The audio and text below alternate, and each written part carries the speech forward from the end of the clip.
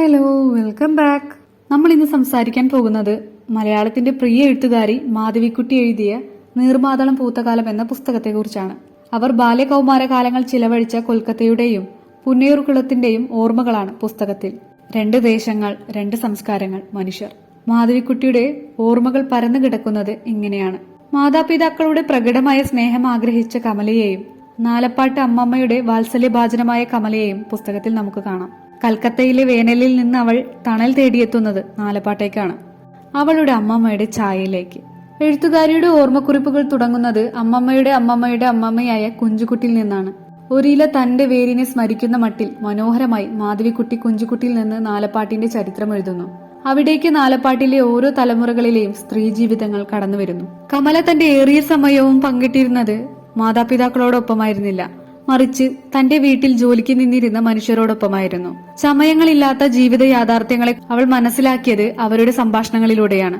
കുഞ്ഞാത്തുവും കല്ലുവും പാറുക്കുട്ടിയും ത്രിപുരയും നമ്പ്യാരും കമലയുടെ കൽക്കത്തയിലെ ലോകമായിരുന്നെങ്കിൽ പുന്നയൂർകുളത്തിൽ അത് കലിനാരായണനും മാധവിയമ്മയും വള്ളിയുമൊക്കെയാണ്. അവരുടെ വർത്തമാനങ്ങളിലെ കേൾവിക്കാരിയായിരുന്നുകൊണ്ട് കമല ജീവിതത്തെക്കുറിച്ച് തന്റേതായ കാഴ്ചപ്പാടുകൾ സൃഷ്ടിച്ചു. ഒത്തിരി കളിപ്പാട്ടങ്ങളും വർണ്ണാഭമായ വസ്ത്രങ്ങളുമൊക്കെ ആഗ്രഹിച്ചിരുന്ന കുട്ടിയായിരുന്നു കമല. എന്നാൽ ജീവിതത്തോടുള്ള തങ്ങളുടെ സമീപനത്തിന്റെ അടിസ്ഥാനത്തിലാകണം മാതാപിതാക്കൾ അത്തരം ആഗ്രഹങ്ങൾ സാധിച്ചു കൊടുക്കുന്നില്ല.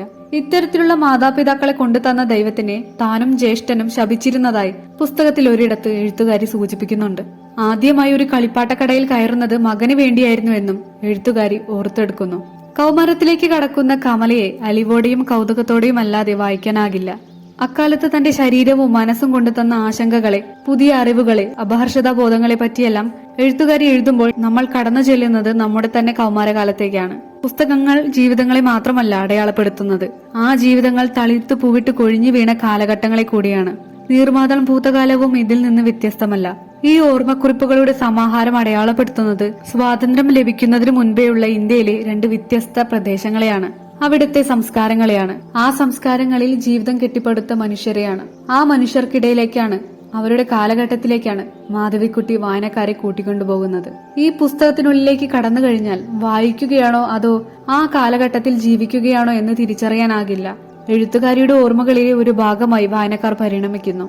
നീർമാതളത്തിന്റെ കൂട്ടുകാരി, നന്ദി.